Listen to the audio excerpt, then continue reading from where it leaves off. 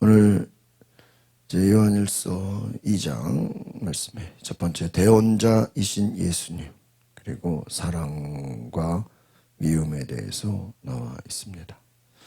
우리 성도의 삶은 영적 전쟁과 같습니다. 그래서 늘 영적으로 싸우는 삶이다라는 것입니다. 예수님을 따라가며 예수님을 믿고 예수님을 의지하는 것입니다. 예수님은 우리의 죄를 위해 십자가에서 죽으셨을 뿐 아니라 하나님 보좌 앞에서 최후 심판받는 날까지 우리를 변호해 주신다는 것이죠. 그래서 우리는 예수의 계명을 지키고 예수의 말씀을 따라 살아야 된다는 것입니다. 예수님이 자신을 내어 희생하신 것처럼 우리가 예수를 믿는다는 것은 예수님처럼 희생하는 삶을 살아야 된다는 것입니다. 예수를 믿는다라는 것은 예수님을 알고 그분이 살아갔던 삶을 우리가 따라가는 것이다. 예수님을 본받으라 하는 것입니다. 그래서 하나님을 사랑하고 이웃을 사랑하라. 특별히 요한 1서의 가장 중요한 말씀은 사랑의 계명이다라는, 하나님을 사랑하고 이웃을 사랑하라. 이 사랑이라는 것이 그냥 말로만 사랑하는 것이 아니라 행함으로 실천적으로 사랑해라. 그러니까 말로만 사랑한다라는 것은 의미가 없는 것이죠. 실천으로, 행함으로 서로 사랑하라. 예수님께서 너희가 나를 사랑하는 것처럼, 내가 너희를 사랑하는 것처럼 너희도 나를 사랑하라. 서로 사랑하라. 새 계명 주셨습니다. 자기 목숨을 내어주시는 사랑. 예수님의 사랑은 목숨을 주시는 사랑이라는 거예요. 그래서 빛이 어둠을 몰아내는 것처럼 사랑으로 세상을 변화시키라 하는 거예요. 하나님을 안다라는 것은 바로 하나님의 그 사랑을 나타내는 것이라. 바로 빛과 어두움이 공존할 수 없죠. 빛이 있는 곳에는 어둠이 물러갑니다. 예수 그리스도의 빛을 경험하는 자들은, 그 빛이 있는 자들은 사랑할 수밖에 없다. 그래서 예수를 믿는다라는 건 그 예수님을 알고 그 예수님을 따라가는 삶이라는 건 결국 예수님의 사랑을 실천하는 것이다라는 것이죠. 오늘 1절 말씀 같이 보겠습니다. 시작. 내 자녀들이여, 내가 이 편지를 여러분에게 쓰는 것은 여러분이 죄를 짓지 않도록 하려는 것입니다. 그러나 만일 누가 죄를 짓더라도 하나님 앞에서 변호해 주시는 분이 계시는데 그분은 곧 의로우신 예수 그리스도라는 것입니다. 오늘 여기서 특별히 나의 자녀들이여 이렇게 나와있어요. 나의 자녀들이여. 사랑의 호칭입니다. 나의 자녀들. 하나님, 우리가 죄를 짓지 않기를 원하시지만 또한 우리가 연약함으로 죄를 범할 수 있다. 그러나 그 죄의 자리에서 우리를 변호해 주시는 분은 누구냐? 바로 예수 그리스도. 우리는 그분을 믿고 따라가는 것입니다. 예수님은 우리를 변호해 주신다. 우리를 감싸 주시고 우리의 편이 되어 주신다. 우리를 모든 죄에서 용서해 주시고 우리를 인도하시는 분이시다. 2절을 같이 보겠습니다. 시작. 그분은 우리 죄를 대속하는 화목 제물이십니다. 그리고 우리 죄뿐 아니라 온 세상의 죄를 위한 제물. 그렇습니다. 예수님이 누구시냐? 오늘 2절의 말씀 너무나 중요합니다. 화목 제물. 여러분, 우리 용서라는 것이 그냥 없던 일로 하는 것을 용서라고 하진 않습니다. 그럼 만약에 자녀들이 어디 가서 뭐 사고를 쳤어. 그러면 그거를 그냥 용서해 준다고 되는 게 아니라 부모가 그 자녀들의 잘못을 책임을 져야 돼. 그래서 대가를 치러야 돼. 어디 가서 뭐 물건을 뭐 손해를 끼쳤다. 그러면 용서해 주세요가 아니라 그 값을 치러야 되는 것이. 대가를 치러요. 예수님께서 우리의 죄를 용서하셨다. 그 말이 그냥 없는 걸로 해줄게 이게 아니라요. 예수님이 죄의 대가를 치르셨어요. 그게 십자가다라는 거예요. 그러니까 복음이라는 것은 그냥 없던 일로 해줄게가 아니라 그 값을 대신 대가를 치른다 하는 거예요. 우리의 죄를 예수님이 제물로, 화목 제물, 예수님이 대신 지셨다. 누군가는 그 죄값을 치르는 거예요. 그러니까 우리가 공짜가 아니다라는 거예요. 은혜가 공짜가 아니까. 받는 사람은 공짜지만 그 값을 누군가 낸 거예요. 오늘 이것을 기억해야 됩니다. 3절 말씀 같이 보겠습니다. 시작. 우리가 하나님의 계명을 지키면 이것으로 우리가 하나님을 정말로 알고 있다는 것을 확신합니다. 하나님의 계명을 지키는 것으로 우리가 하나님을 안다. 하나님을 안다라는 것은 단지 지식이 아니라 하나님 말씀에 순종한다라는 것입니다. 그 뜻대로 살아간다라는 것이죠. 삶의 변화로 나타난 하나님을 안다라는 의미는요, 하나님과의 관계가 회복된다라는, 하나님을 경험한다라는.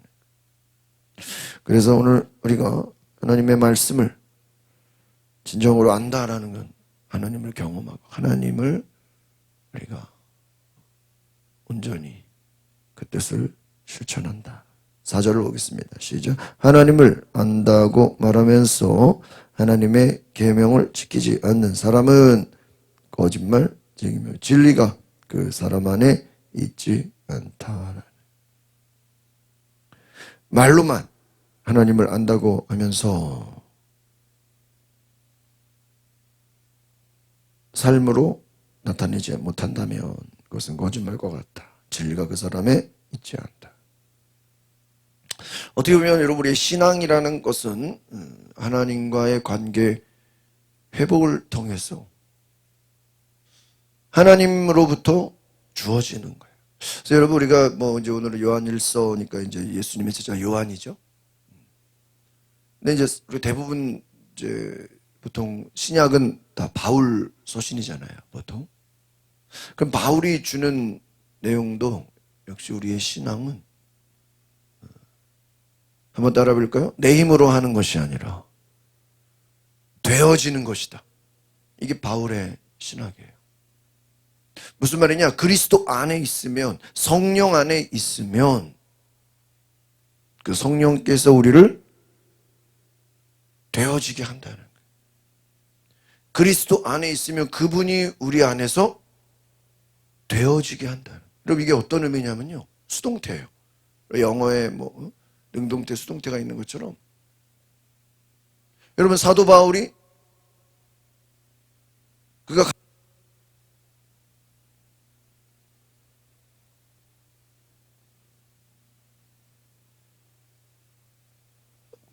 사도 바울이 어느 날 갑자기 내가 예수님을 전해야 되겠다, 예수님을 믿어야 되겠다고 한 게 아니잖아요. 그가 어느 날 주의 음성을 들었고, 주의 음성을 들으면서 그는 예수님을 믿게 되었고, 예수님을 알게 되었고, 그리고 성령을 받게 되었고, 이런 바울의 그 역사를 보면 다 되어진 거예요. 되어진 거. 네. 자기가 뭘 하려고 한 게 아니라 되어진 거예요. 우리가 그리스도 안에 있으면, 하나님의 빛이 비춰지면 우리가 그분의 말씀대로 순종하게 된다는 거예요. 빛 가운데 거하라. 그러니까 여러분 생각해 보세요. 하나님과 아무런 관계가 회복되지 않았는데, 야, 너 10계명 지켜. 너 예수 믿으니까 서로 사랑해야지.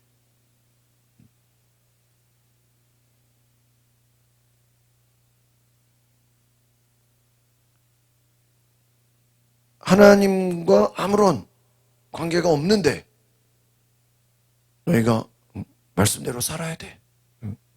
뭐 순종해야 돼. 빛 가운데 거해야 돼. 희생해. 그게 됩니까? 잔소리죠. 아이들이 공부를 해야 되겠다라는 전혀 생각이 없어. 공부를 왜 해야 되는지 아무 개념이 없는데 부모가 공부해. 이번에 성적 100점 맞아야지. 너 뭐 열심히 해야지. 아무리 잔소리한다고 해서 공부하는 게 아니죠. 왜요? 눈에 들어오지 않아요. 하나님 안에 거하지 않으면, 그리스도 안에 거하지 않으면 우리가 그냥 잔소리밖에 되지 않는다. 하나님을 안다고 하면서, 말로는 내가 하나님을 알아 막 이렇게 얘기하는데 진리가 사절에 있지 않는다면, 그 속에 진리가 없으면 어떻게 됩니까? 하나님의 말씀을 지킬 수는 없다. 그러니까 여러분, 우리가 하나님의 말씀을 지키는 것을 보면 저 사람은 저 속에 예수 그리스도가 계시구나. 그래서 이것을 예수님도 뭐라 그랬냐? 복음서에서 한번 다릅니다. 열매를 보아 알지니. 여러분, 사과나무인지 배나무인지는 나무를 보고 하나요? 아니죠. 그 속에서 맺어지는 뭐를 보고 알아요? 열매를 사과가 열렸네. 그러니까 이 나무는 뭐야? 사과나무네. 이 나무는 복숭아가 열렸네. 무슨 나무예요? 복숭아 나무네. 여러분, 혹시 그런 적 있나요? 나무는 배나무인데 사과가 열려. 우리 앞에 은행나무가 있죠? 그러니까 가을만 되면 뭐가 떨어져요? 은행이 떨어져요. 항상 은행이 떨어져. 다른 게 떨어지죠. 왜요? 은행나무이기 때문에.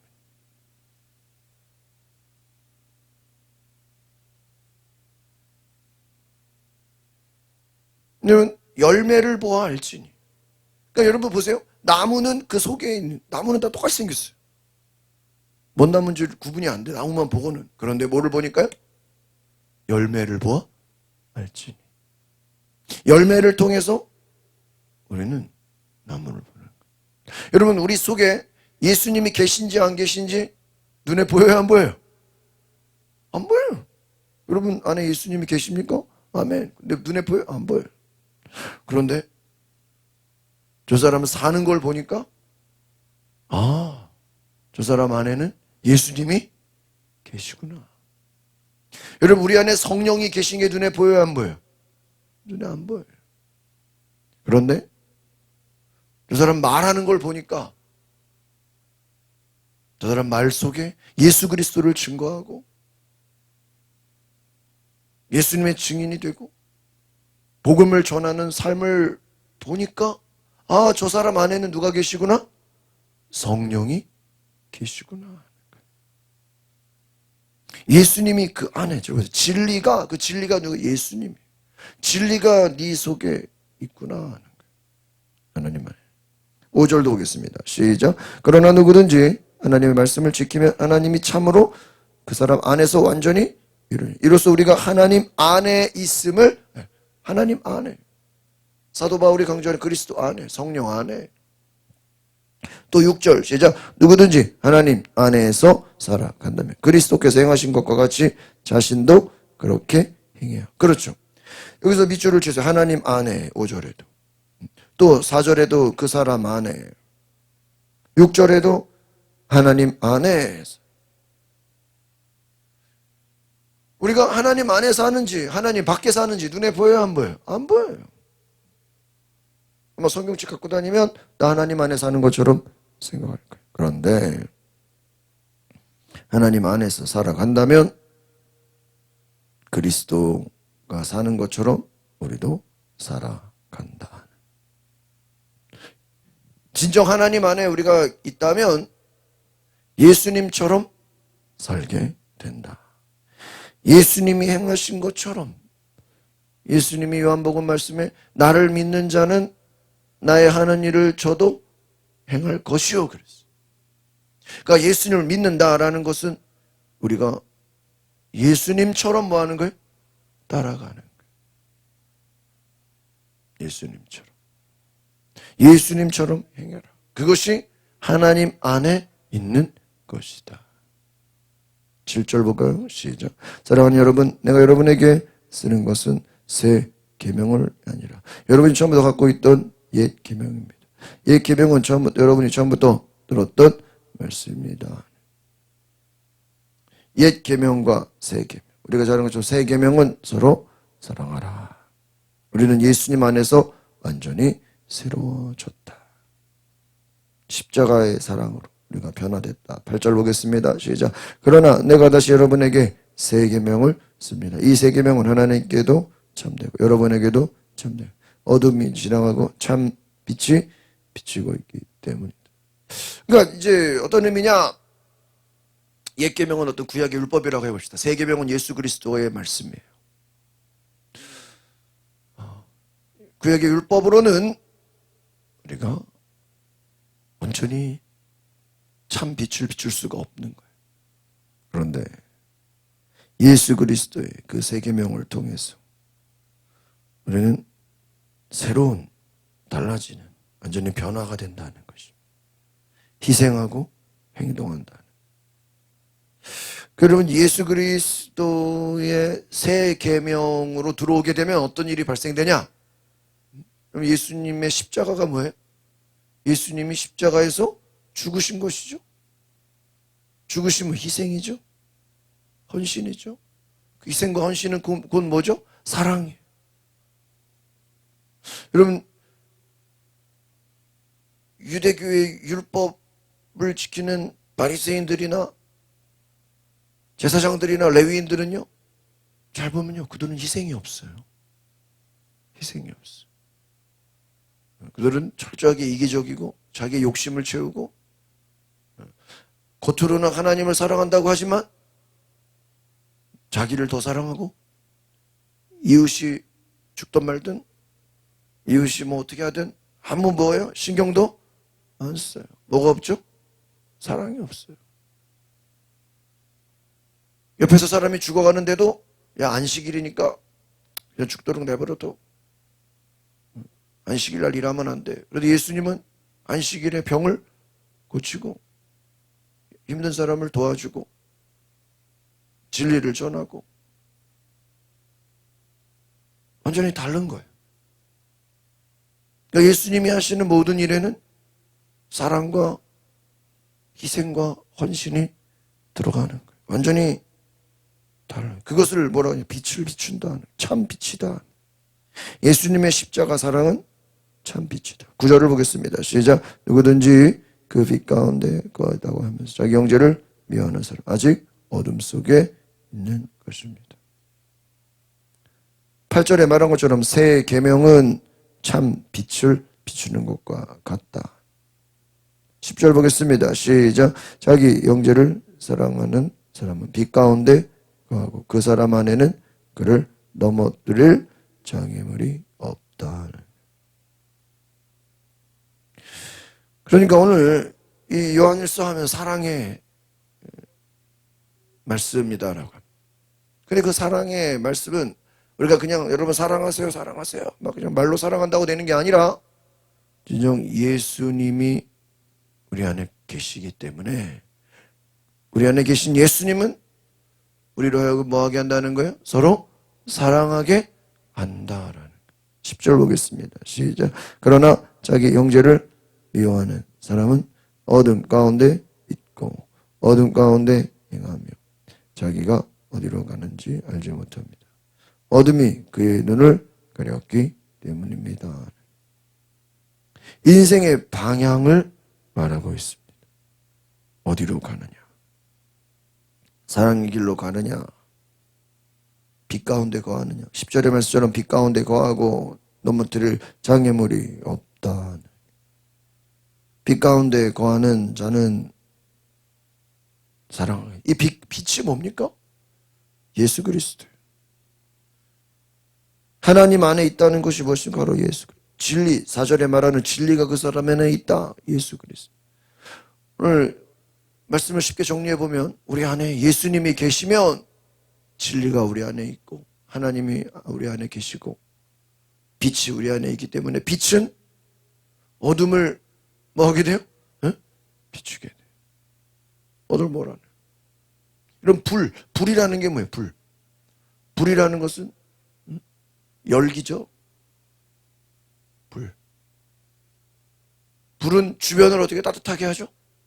근데 여러분 보세요. 불이라는 것은 주변을 따뜻하게 하기 위해서는 그 불이 일어나기 위해서는 뭐 해야 돼요? 어떤 재료가 있어야죠. 연료가 있어야죠. 나무를 태우든지 기름을 태우든지 전기를 공급하든지 내가 누군가를 따뜻하게 해주고 싶어요. 그러면 말로 따뜻해 이런다고 되는 게 아니잖아요. 핫팩을 주든지 뭔가 연료를 태워야 되는, 불을 내야 되는. 불이 있으면 열기가 생겨서 그 차가운 냉기를 몰아내는 것처럼 우리 안에 빛이 있으면 그 빛으로 말미암아 어둠은 어떻게 되는 거예요? 그냥 사라지게 되는 거예요. 예수님이 우리 안에 계시면 우리는 그 진리를 드러내게 된다. 사랑으로, 자기 희생과 헌신으로, 수고로 나타낸다. 기도하겠습니다. 걸어가신 주님, 오늘 우리는 예수 그리스도 안에, 진리 안에, 성령 안에 거함으로 말미암아 빛을 비추고 하나님의 사랑을 드러내고 그 십자가의 사랑을 나타내고 진리를 전하며 어둠이 떠나가고 하나님 안에 거룩한 그 은혜를 나타내는 삶으로 변화시켜 주옵소서. 그 사랑과 진리를 드러내는 자가 되게 하옵소서. 예수 안에 그 빛을 밝히는 그 빛을 따라가는 자가 되게 하옵소서. 예수 그리스도의 이름으로 기도합나이다. 아멘.